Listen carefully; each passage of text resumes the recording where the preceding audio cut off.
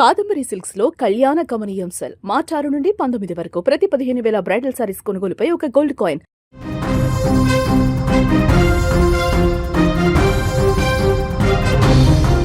Markapuram bus ప్రమాద ఘటనలో ఇప్పటికీ అనేక కుటుంబాలు విచ్ఛిన్నంగా మారిపోయాయి.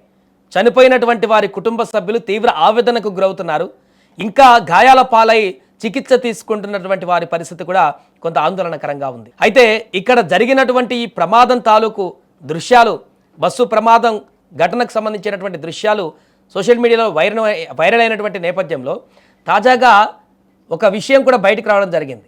ప్రమాదం ఎలా జరిగింది, దాని తర్వాత ఎలాంటి పరిణామాలు ఉన్నాయి, బస్సులో ఏం జరిగింది, అన్ని వివరాలు కూడా నిన్న విచారణ తర్వాత ఒక్కొక్కటిగా బయటకు వచ్చాయి. తాజాగా మరొక ఆసక్తికరమైనటువంటి అంశం దీంట్లో బయటకు వచ్చింది. తన ప్రాణాలకు పణంగా పెట్టి కొడుకు ప్రాణాలను కాపాడి తల్లి సజీవ దహనమైనటువంటి ఘటన ఇప్పుడు ప్రతి ఒక్కరిని కూడా కన్నీరు తెప్పిస్తుంది. ప్రకాశం జిల్లా కనిగిరి మండలం మందాడివారిపల్లికి చెందినటువంటి ఉప్పు రమాదేవి తన కుమారుడు మనోహర్తో కలిసి బస్సులో తమ గ్రామానికి బయలుదేరారు. మార్కాపురం సమీపంలోని రాయవరం వద్దకు రాగానే బస్సు టిప్పర్ను ఢీకొట్టడంతో అకస్మాత్తుగా భారీ ఎత్తున మంటలు చెలరేగాయి. దీంతో చూస్తుండగానే క్షణాల్లోని ఆ అగ్నికలలు మొత్తం బస్సులో వ్యాపించేశాయి.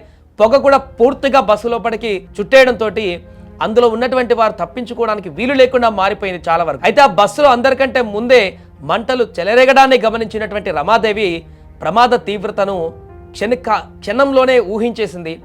ఈ క్రమంలో తనతో ఉన్నటువంటి కుమారుడు మనోహర్ను వెంటనే ఆ బస్సు కిటికీల నుంచి బలవంతంగా బయటికి తోసేసింది.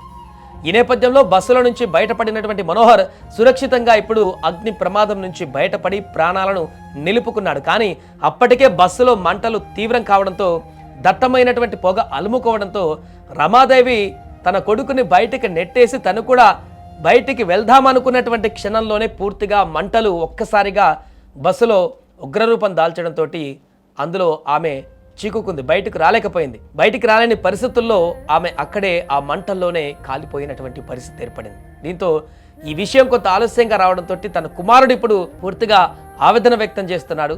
తనను కాపాడి తన తల్లి ఆ బస్సులో మంటలకు సజీవ దహనంగా మారిపోయినటువంటి విషయాన్ని గుర్తు తెచ్చుకుంటూ కన్నీటి పర్యాంతమవుతున్నాడు. ఇలా అనేక ఘటనలు ఇంకా అందులో ఉన్నాయి, చాలా ఘటనలు అందులో ఉన్నాయి. ఇంకొక మహిళ కూడా రోధిస్తుంది. ఒక మహిళా పాప కోసం కూడా ఒక తండ్రి రోధిస్తున్నటువంటి పరిస్థితులను చూసాం. ఇలా ఈ యొక్క అగ్ని ప్రమాద ఘటనలలో ఒక్కొక్క కుటుంబంలో ఒక్కొక్క తీరని వేదన నెలకొంది.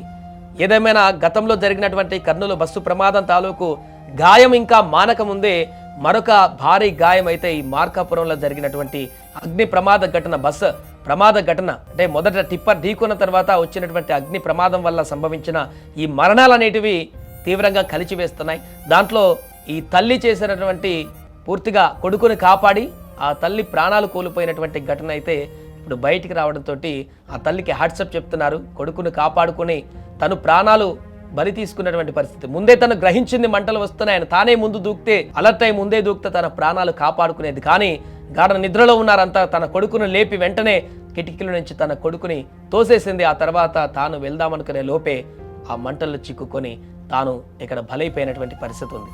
ఏదేమైనా దీనికి సంబంధించినటువంటి విషయం బయటికి రావడంతో అక్కడ బయటపడ్డటువంటి ఆ కుమారుడి యొక్క కుటుంబ సభ్యులు కానీ మిగతా బంధువులు కానీ స్థానికులు కానీ తీవ్రంగా ఆవేదన వ్యక్తం చేస్తున్నారు. కోరిట్ల నుంచి కనిగిరి వస్తున్నాం సార్. మార్కాపురం దగ్గర ఇలా యాక్సిడెంట్. ఆ టైంలో ప్రమాదం జరిగే టైంలో మెలకుగానే ఉన్నారా? నిద్రపోతున్నా సార్. మా అమ్మ పోడిలో పడుకొని నిద్రపోతున్నా.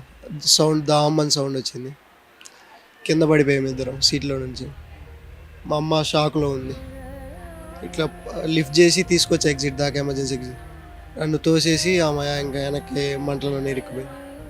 సెకండ్స్లో మంట వచ్చేసింది. ఆ సౌండ్ వచ్చింది, ఎమ్మటే మంట వచ్చేసింది సార్. మీ సీట్లు ఫ్రంట్ ఉన్నాయి కదండి? 5, 6 సీట్ నెంబర్. డ్రైవర్ వెనకాల 3rd row. అక్కడ నుంచి వెనకాల ఎగ్జిట్ గేట్ దగ్గర ఎమర్జెన్సీ ఎగ్జిట్ వెనకాల దాకా తీసుకెళ్ళా. గేట్లో అందరు తోసుకుంటున్నారు. నన్ను మా అమ్మ తోసేసింది. మా అమ్మని పట్టుకుందామనేసరికి మా అమ్మని ఎవరు వెనక్కి నెట్టేసి వాళ్ళు దూకేశారు. అమ్మ లోపల ఇరుక్కొని చనిపోయింది.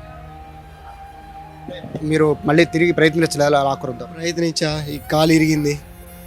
కుంటుకుంటా అంతా చూసా. అమ్మ అన్న కూడా ఏమి లేదు. మీ అమ్మగారితో పాటు ఇద్దరు కలిపి దిగే ప్రయత్నం చేయలేదా?